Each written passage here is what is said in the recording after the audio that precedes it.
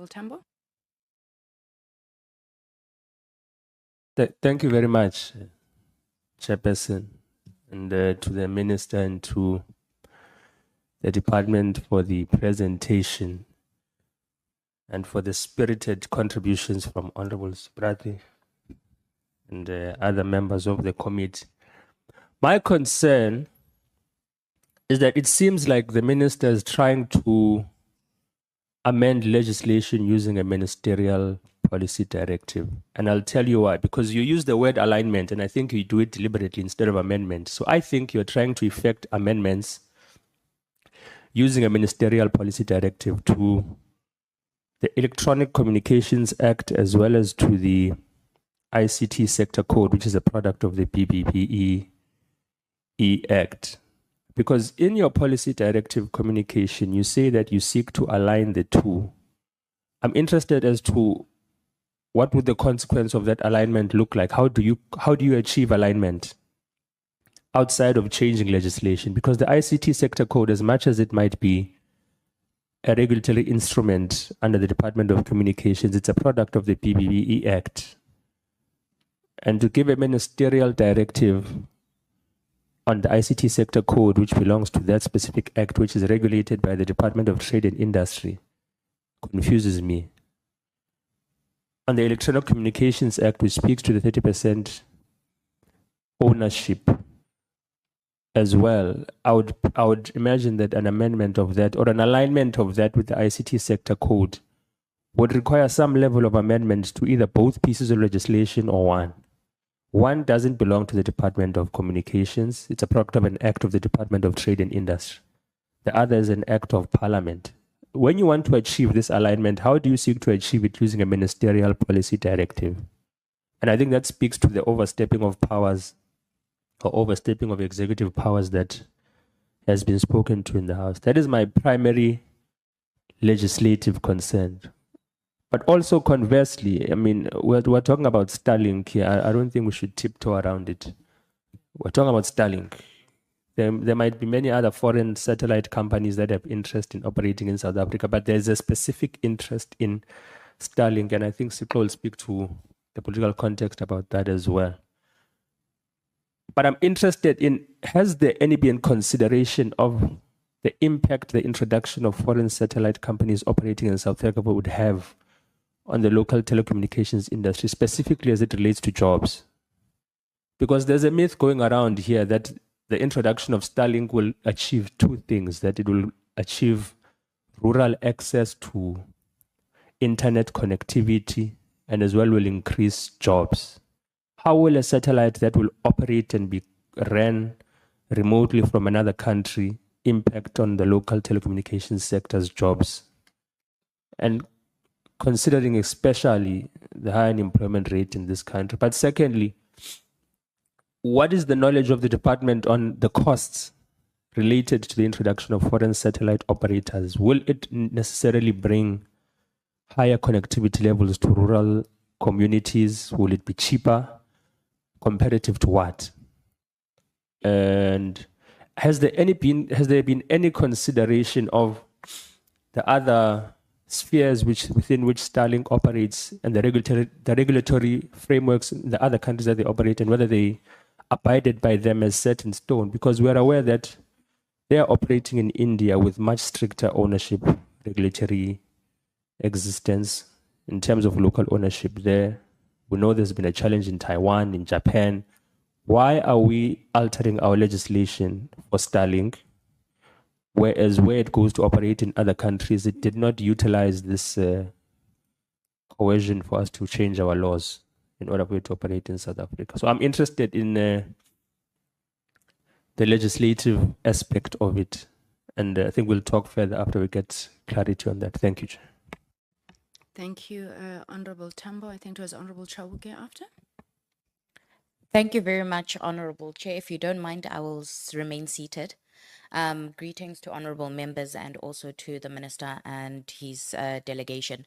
Chairperson, I think I've been greatly covered by my fellow colleagues, but one would also want to find out, in terms of the position of the Honorable Minister in his policy directive, or recommendation for gazetting, one would want to understand whether it has been taken into consideration not only through his political party, but as a minister, as an official in cabinet, the consequences that this will have on the ordinary South Africans, ultimately looking at whether it will provide an opportunity for SMMEs who are in the sector to have an opportunity to become service providers in the space. And additionally, it would be what type of consultation has taken place also with the Department of Innovation and Science.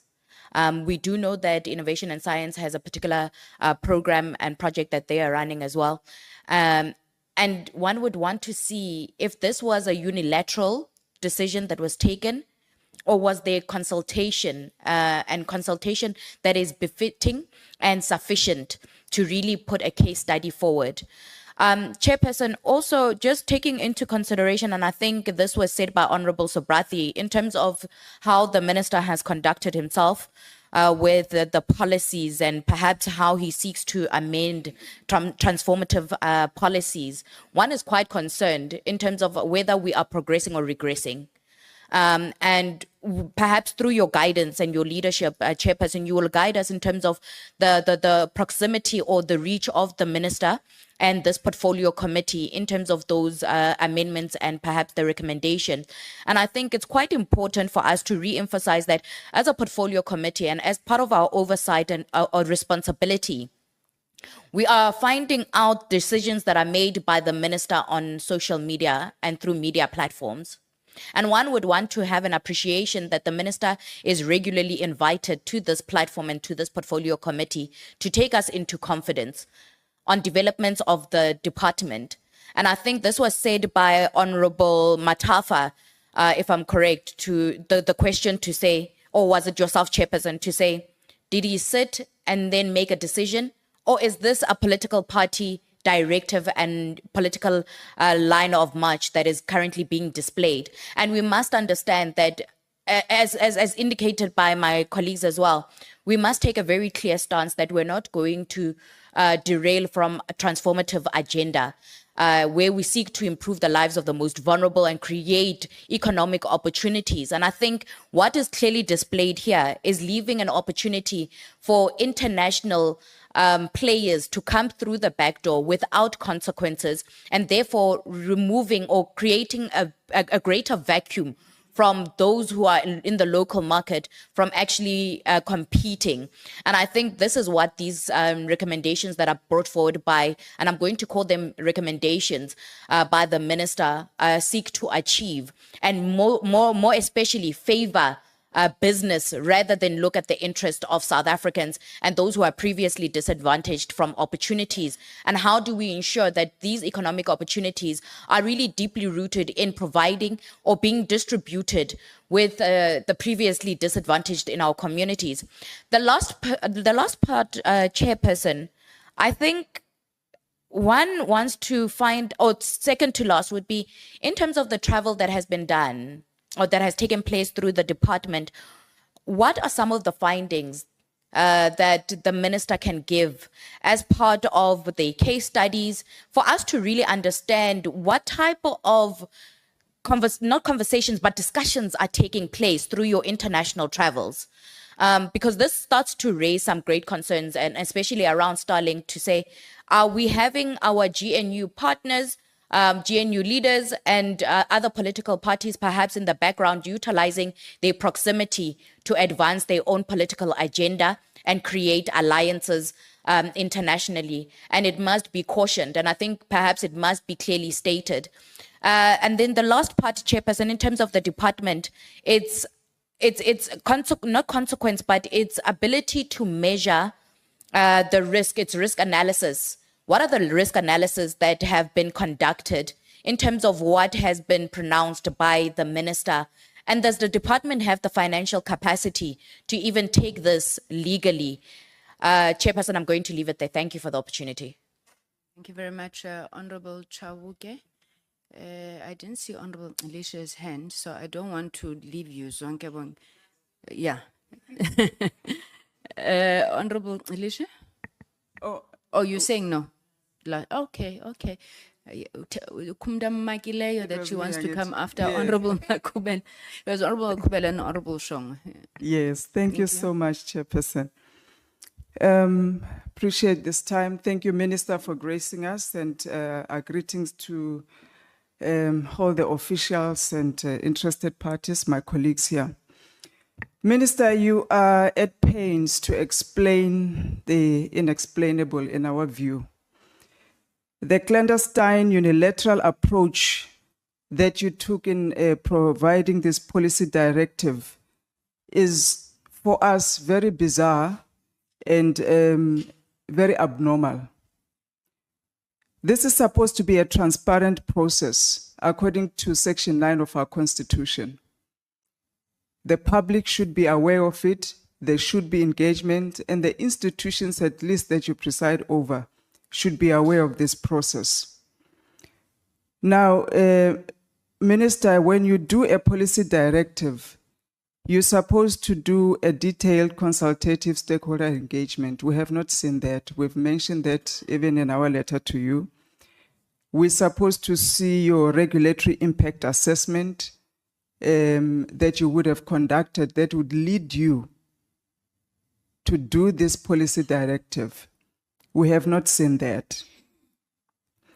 Now you are in a hurry to bring these multinational players, such that, Minister, you are even tripping all over yourself with your colleagues there to tell us about 490 license holders.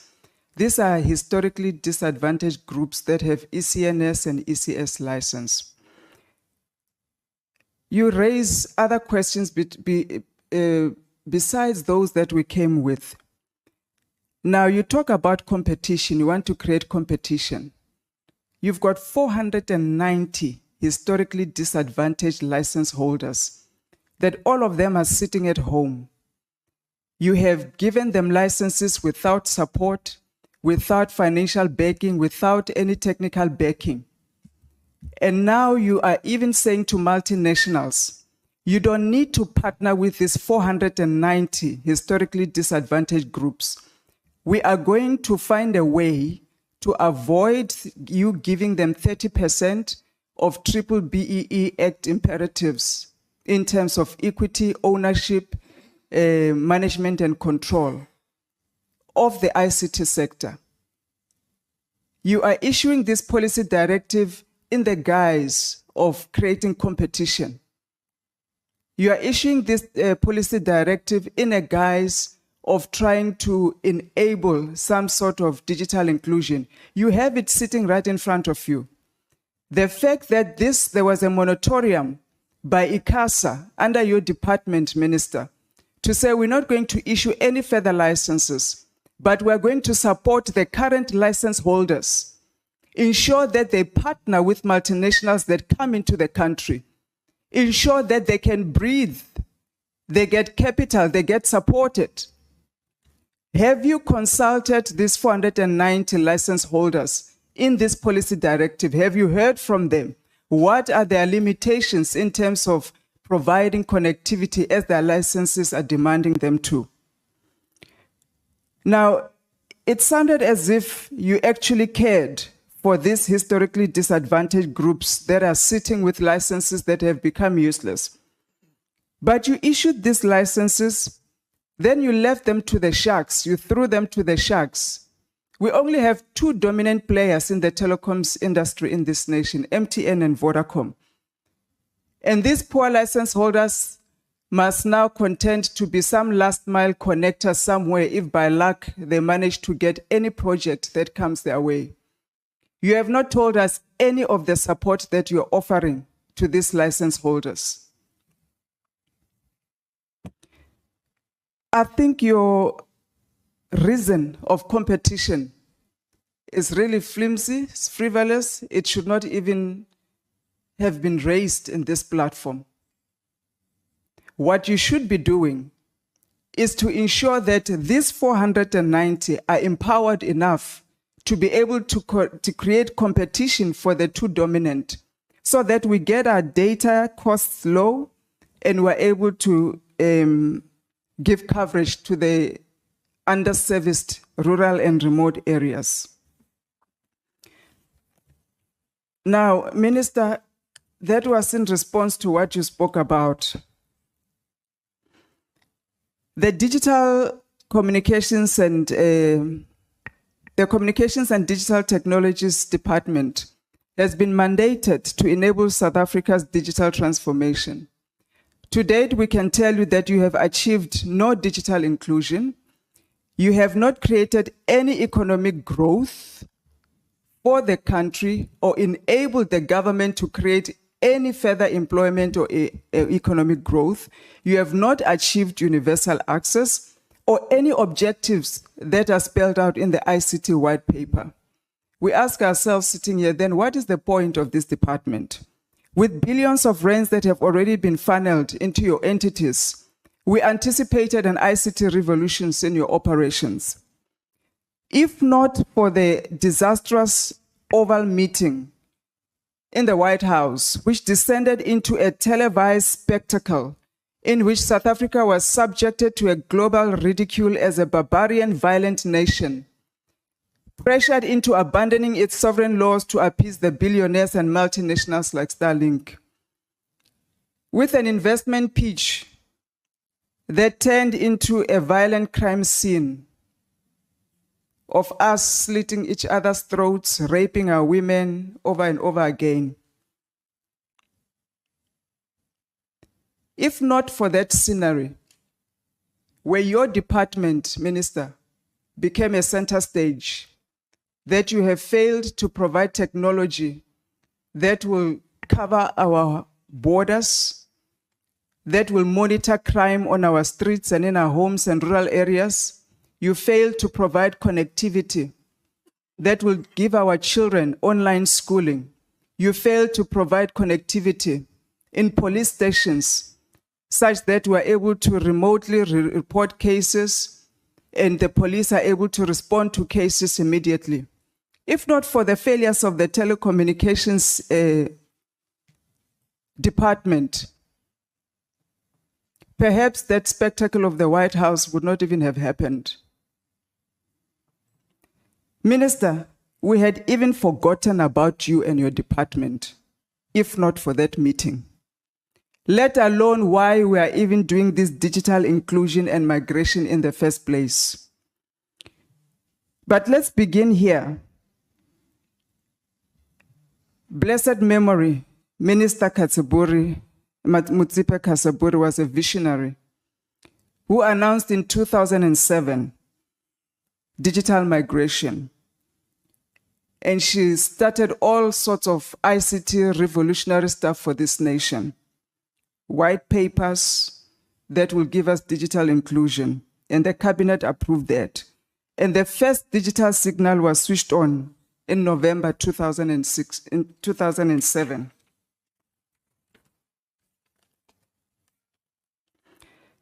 Minister, it has been downhill from there. And unfortunately, you have joined the gang of the downhill.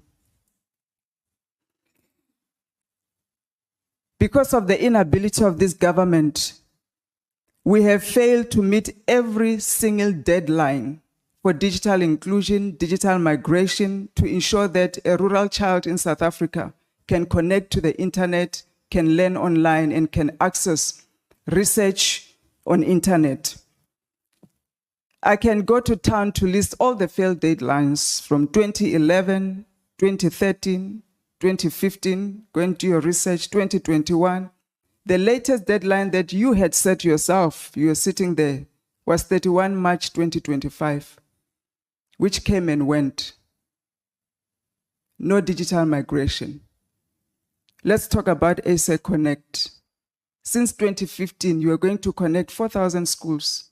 We're sitting here with less than 599 schools that have been connected. It's a disgrace. Your predecessors that I'm going to name, that have all come and gone, sitting there. The former Minister Nyanda, 2009, 2011, former Minister Padeyachi, former Minister Pule, former Minister Karim, former Minister Kwele, former Minister Mutambi, former Minister Dlodlo, former Minister Kubai Ngubani, former Minister Stella Ndabeni, Nomvula Mkonyani, Ntshabeni, Ngungubele, and now here you are, 2024, and hopefully to 2025, because we can't afford another disaster like this. This department has been a disastrous waste of money. We actually get migraines thinking about the billions that have been spent to connect schools, to connect our rural areas over the past 20 years, with all of these ministers that I have counted. Over 10 billion rand spent. USAF has billions of rands to connect rural schools, to connect rural areas, to connect hospitals. Our questions now remain, who is actually benefiting from this disaster? Who is now going to benefit from this current disaster that you have created for us through this illegal and unlawful Regulation 17.8? Let's bring it now to SITA, where there's a new fraternity now with SITA. This is the entity that the White House was talking about. SITA was supposed to have provided ICT technology to the government in its entirety.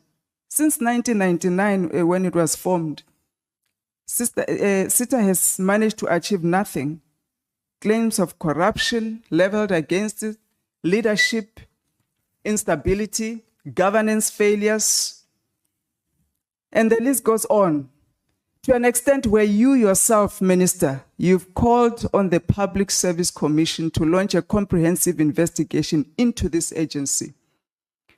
That today, you are sitting here using, maliciously so, its regulations illegally so, to try and advance an agenda that goes against our constitutional transformative agenda of this nation, even our national development plan itself.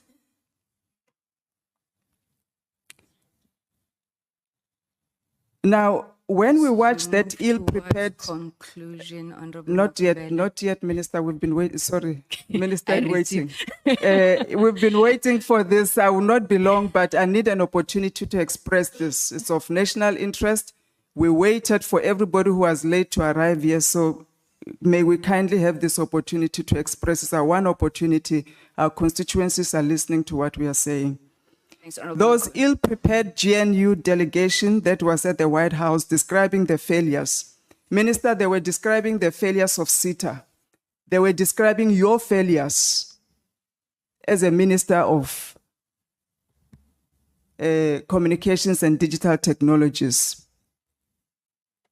They were describing the failures of Centec, the failures of USASA, the failures of Broadband Infraco, USAF, and all that money that has been spent. Over 6,000 employees under your watch, employed to provide what you want Starlink to come and do for you.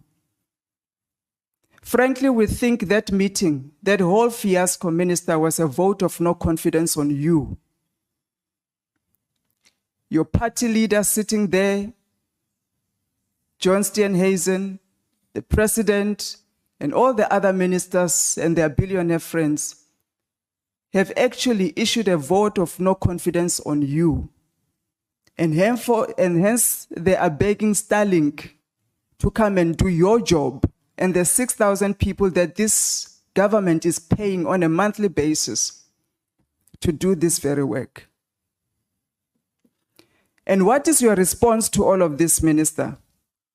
Hardly 48 hours after the fact, you truly are affirming what they were saying, that you are out of your depth, and without due process and lack of judgment call, you went and issued an unlawful, unconstitutional gazette. So here we are today.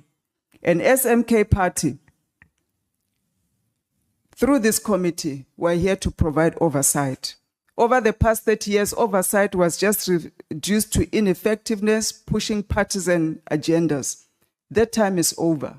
We are not going to sit and overlook illegal acts, incompetence, and corruption. We understand what this means, what triple BEE means, what the Constitution means when they talk about transformation, what the ICASA Act means, what the CETA Section 23 means. We understand all of this. It means a job opportunity for a township and rural child somewhere. Minister, the gravity of that gazette that you so casually signed, it's a denial of a constitutional right of a historically disadvantaged group to own the economy, to participate in the ICT sector, and to own land in this country. Those of us who have single citizenship and single passport, and many others who vote for us, they want an opportunity to play in the ICT sector. They are tired of equity equivalent handouts. They are tired of multinationals that are going to come in here and give them crumbs and train them without meaningful, sustainable ownership, control, and transformation. Our letter as MK Party was very clear. There is no multinational that will evade the Triple B Act of ownership, control, and management, the 30% as provided by the Act. As I draw to close now, Minister, it's a pity that we can't directly put a motion of no confidence on you as MPs and as a party, because you have delegated authority, you are appointed by the president. But in the light of that, these are my 4 questions to you. Why should we keep you as a minister of DCDT? When are you reversing this unlawful gazette? Who pressured you to do this? You are under oath. Who pressured you? Who instructed you to do this? Because you seem like an intelligent man. Maybe in the words of Rupert, you seem like a changed man. Who is pressuring you to do this? Tell us who in your department, the departments that you oversee, advised you to do this gazette, because we want to know them. Because those are the incompetent people that after we release you, we need to go after them as well. Finally, again, Mr. Minister, when can we expect your resignation letter? I thank you. Thank you very much, Honorable Makubela. Honorable members, I want to plead with you. It's 11:49. Ne? Chair. My apologies to interrupt you. I missed the second question on the 4 concluding questions that the honorable member asked. So I would really, and I'm not being distracted. Number one was, why should we keep you? So I missed the second one. Honorable Makubela. Honorable Makubela, could you repeat your second question? You see now, I'm not sure if I can do it with the same passion. So, but the second one was, when are you reversing the unlawful gazette? You got the other ones? Perfect, thank you. Members, please, it's 10 to 12. And unfortunately, we do have plenary at 2:00. I know that we all want to speak on this matter, but I'm appealing. Let's try and manage time because the minister will still have to respond, and I know you will still want to follow up. SABC Centec are sitting here, so please, can I ask that we manage ourselves? I don't want to stop anybody, lest I be called a changed woman. Honorable.